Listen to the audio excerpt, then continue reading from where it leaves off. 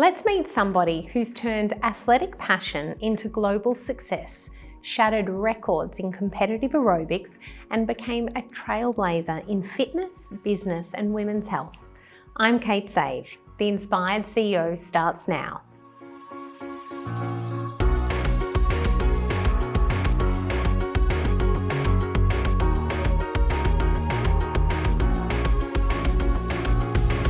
Welcome to The Inspired CEO, where each episode we explore the innovative wellness practices that are driving success and longevity in the modern business world.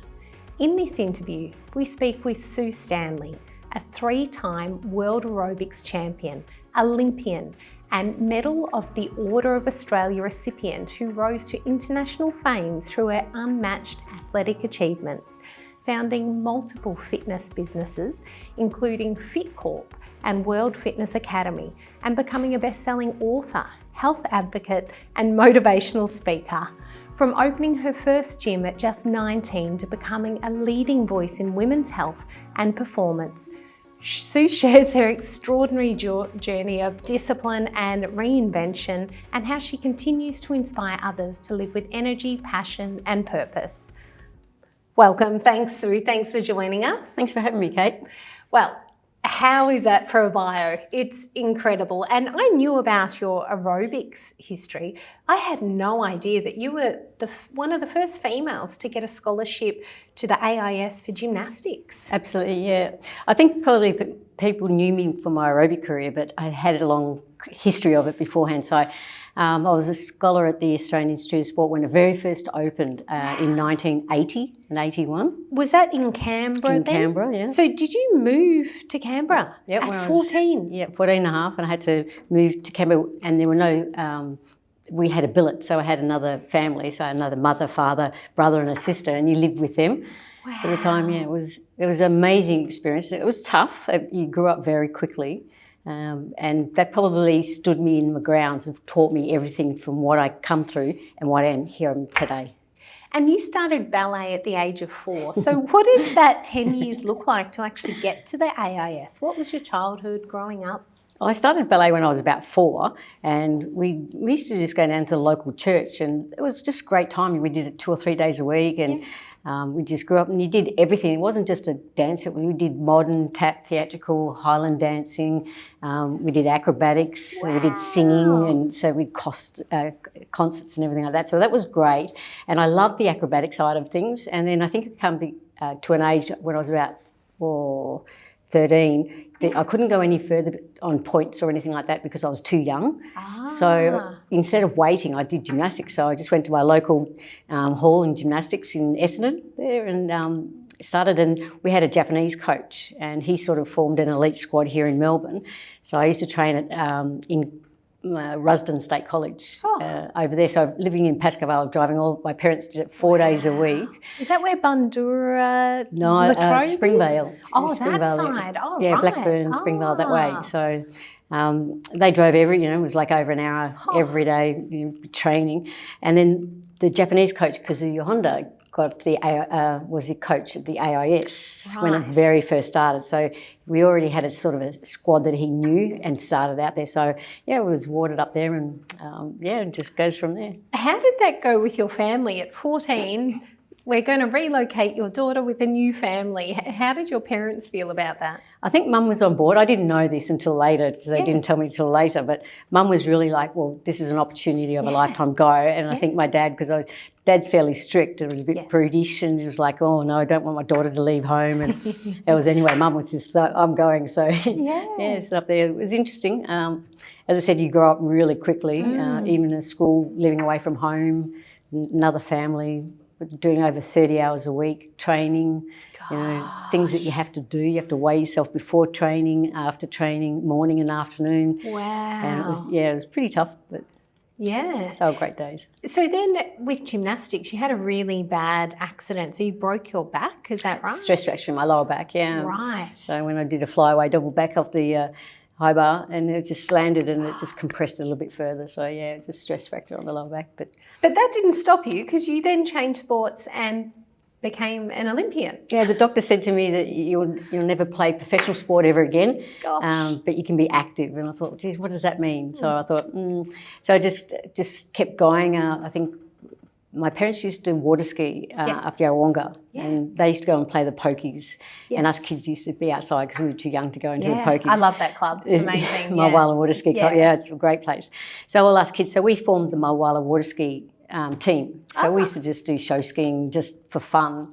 So you came back home from the AIS? Yep. Yeah. And Mum said you can't make money out of sport. Okay. So she sent me to secretarial school. Oh right, a secretary. So I didn't get my degree in secretary. So I can do shorthand and typing and run multiple businesses. But hey, we'll come back to that later. That's a secondary. That was after. So I wasn't allowed to do water skiing. Yes. While I was a gymnast, that was in the contract. When I did, that's why I did water skiing, and we did tournament skiing as well. So jump, trick, and slalom. Yes. And right time, right place. Max Kerwin Motors, Max Kerwin, the legend. He was president of the International Water Ski Association, and a big fan. Had the house up at Mulwala. Yes. He got into Olympics. He got water skiing into Olympics. So jump, trick, and slalom, which I did as well. Yes. And so came down and we skied in Moomba, and then we went over, and water skiing was a demonstration sport. I was wondering what that meant. What does that mean? Well, every Olympics, they've got to showcase sports that they think that they might get in. Oh, right. And sometimes they may not, or they may. Like breakdancing was in, and now it's not going to be in. So they'll put up about 4 sports, and then if it gets in, it gets in. If not, they'll showcase another 4 the next year after. So it was a demonstration sport. It didn't get in, but it was great to do the opening. Olympics in Korea. What an experience! Yeah, we did the opening ceremony on the Han River, right next to the Olympic Stadium there, and incredible. I was one of those skiers that you did 3 skiers, 2 skiers, and the top skier, the 3rd tier pyramid. No way. Well, you are tiny, so I can understand why, and I'm sure you'd fall lightly if you had to fall. And so that didn't stop you because that didn't go through as an Olympic sport, but the next step for you was aerobics. So how did you transition into that? Well, I bought a gym when I was 19. I'd been working in the industry as a secretary when I first got into it. And then I was lucky enough to purchase my own. And then, like in any gym, they have times when it's busy. So unfortunately, I had to stay there the whole time at 6 o'clock in the morning till 10 at night. So you're doing roughly 100 hours a week all through your 20s. So it was pretty tough times in those days. And there would be peak times in the gym. So you'd have your lull time around 12 to 4 during the day. And that was a good time to train. But I saw sport aerobics on TV, on My World of Sports. And I said to myself, that's not aerobics, because we do an hour class, and in those days, blood and guts was pretty much the thing of the time. Jane Fonda and and they go for an hour. And so I thought, well, that's not aerobics. And I sort of looked into it, and I said, it looks like a cross between dance and gymnastics, and it only goes for 1 minute and 45 seconds. And I thought, well, I own a gym. If I want to do some advertising, and I thought, well, what a great way to advertise, because when you go to the competitions in Victoria or Australia, you had all the gym members. It was very gym orientated in the days, so they were aerobic instructors doing it. So I gave it a go, and I got 4th in my first time in the state titles. Yes. And a judge comes up to me now and she said, "Sue, give up now. What? You're too short. You're too fat. And you're not the right image that we want for sport aerobics." Wow. And I don't even know how you can even answer someone. You don't even have to say anything. I just couldn't say anything. 19, or how old are you at this stage? I was when I started aerobics, I was about 26. Okay, so you 25. started your gym at 19 and then it was a few years in that you got into the aerobics, right? Yeah, because I was just working so hard, and then it was lull. So I thought, well, I'm going to give this a go. So it looked like dance and gymnastics. I said, I can do that. Free advertising for my health club. And I thought this would be good. So I went into my first comp and I came 4th. She told me that. And then you go into a repercharge for the Nationals in Sydney. I thought, well, how can someone say that to you, for one thing? And then it really ate at me to say, am I ever going to be good at this sport? And the only way is I had to find out for myself. So I'll give it a go. I only have to train a little bit longer. So I trained during the lull times of the health club between 12 and 4. And then went up to Sydney, and that lady that I saw on TV, she was an Australian, her name was Cheryl Warren, absolutely idolised it. She was like 32 at the time, she had 3 kids and her body was to die for. And I thought, wow, she was so inspirational. And I was in the finals with her and I was so excited. And she said, "So you're really good, just keep training hard, go out and have some fun." So I did, I went out and had some fun. I was lucky enough to win that competition. And so you were 35 competitions in a row undefeated, is that correct? Wow. And then you went on to win 3 world championships. And how many Australian championships? I think there was, well, there would have been about, because there's 2 federations in one, so there would have been about, I don't know, 7 or 8. Wow. Did you ever get to see the lady who told you that you couldn't do aerobics again? I did, and I just smiled. And she did say congratulations, and I just smiled because I don't think you can say anything, and you shouldn't lower yourself to someone else's level if that's what they think. No. Then they've obviously got the issues, not you. So, but it didn't worry me. It just probably made me work harder, fight harder to prove, am I ever going to be good at this sport? Yes. And winning 1 world title was pretty easy. It was the second one was okay. The third one was really tough because you had everyone downing you, saying, you know, you've been there, done that. So you had to keep reinventing yourself, which I did. Amazing. And so then you took a bit of a break from competing, but then you popped up again in 2000 to become Miss World Fitness Champion. Is that what it's called? It is. It's pretty embarrassing. But I did this, and I didn't do it for any publicity. Like, no one knew that I did it. So it was just, and I reckon it was when that lady said I was too short and too fat. Oh, yes. And it really ate at me. And I wanted to know, it's Miss Fitness World Championship was in the bodybuilding industry, which I don't really agree with because I don't believe in going that low. But I wanted to know how low could you go, or how to play with your body fat level while still fit and active. So I didn't want the serotonins in the brain to go or anything. I just wanted to be able to be healthy. So I really worked on my nutrition and exercise and to see how I could change my body shape, which I did. And I thought that was pretty educational for me to learn out what my body can do and can't do to what I am here today, I reckon. And what age were you when you won Miss World? Gosh, that was in 2000. That's 25 years ago. I'm 55, about 20. I would nearly 30, I'd say. Amazing. Yeah. And were other people a similar age? They're a little bit younger. Yeah, a little bit younger. But having the gymnastic background, you could do sort of exciting things on stage. So good. Yeah. Incredible. Then you went on to start some other businesses. Tell me a little bit about FitCorp. FitCorp started pretty much in 1994 when I won. Yeah. But I was lucky enough to meet so many people who helped me along the way. And a guy helped me get into the IT world, and we had one of the largest websites in the world ever done. It was the very first website, System Stanley it was called, and it was a health and fitness portal. Oh.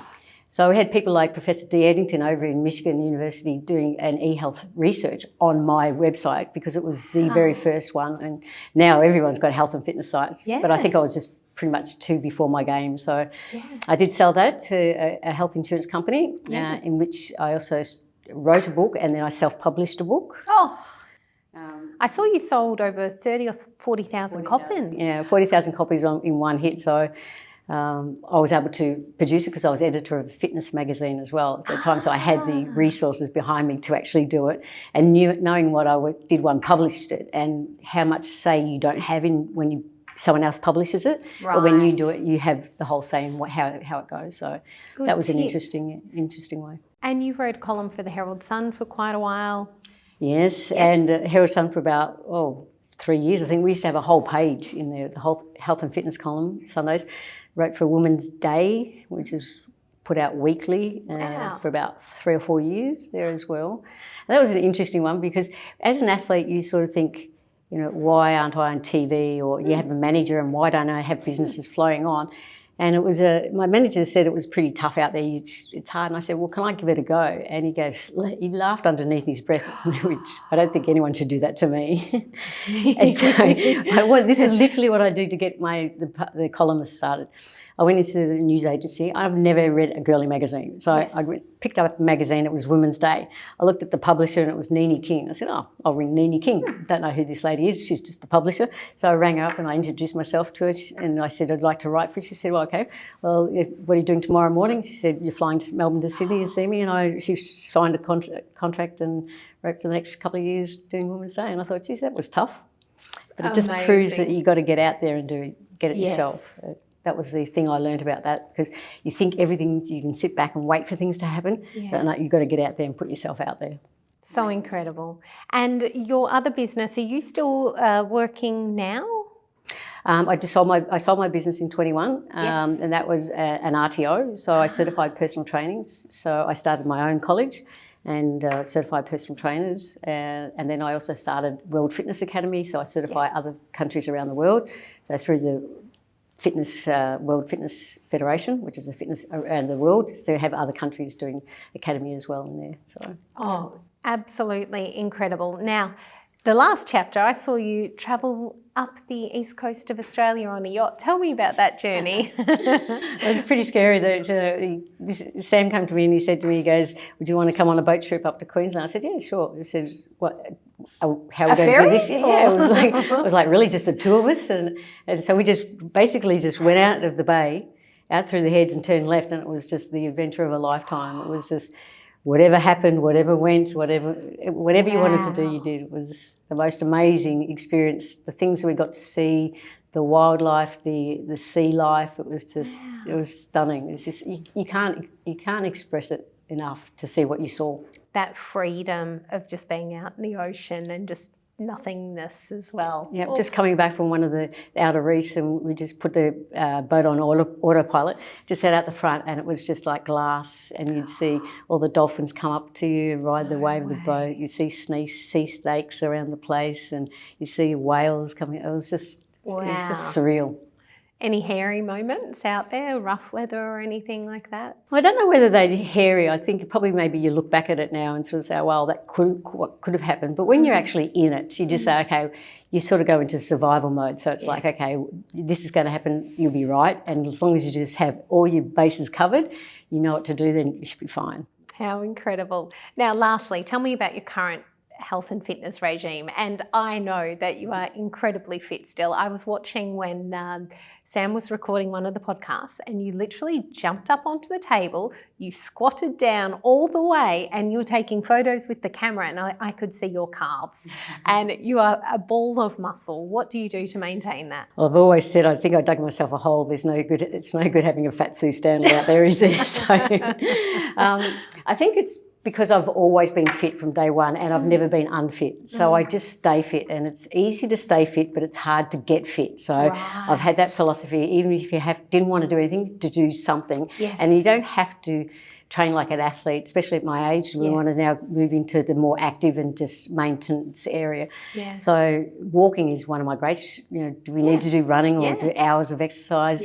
So I just think you should do some weight bearing, little exercises, but more keeping active and doing things. Once you sit on your butt and just do nothing, then it just all goes. So just being active. It doesn't have to, you don't have to there and do weights. You can do some gardening, or you can go out and, I don't know, just whatever you feel, you know, whether it be bike riding or whether it's horse riding or whatever you feel, just doing something and being active. Cleaning, same thing, make it an exercise. So it's not a chore, do it as an exercise. Well, I was watching you lift some heavy things a little while ago as well with Sam, so I know that you're absolutely capable of that. And what about your food and nutrition? That's the important part, I think, more. Because I think it's the 80-20 rule. So I do 20% of exercise. It's 80% diet and nutrition. So if you work on your nutrition, you don't have to flog yourself doing the exercise, which we don't want to be doing. So it's just maintenance. So it's 80%. And I'll eat a pizza and I'll eat fish and chips. It's just I don't do it every day. So you're consistently healthy and inconsistently do everything else. No, I don't mind a glass of wine. So it's just everything in moderation is more that I go on. So. And then whatever bodies, and people say, well, I want to know what you eat. And I said, well, that's my body. I've learnt how my body reacts. It may not work for you. And then if it doesn't, then you get so dejected. And then obviously then you get on the roller coaster ride of going up and down like a yo-yo, because you get emotionally disturbed from it. So. Yes. Well, such a privilege having you here today, Sue. Thank you so much. This is The Inspired CEO, and we'll be right back.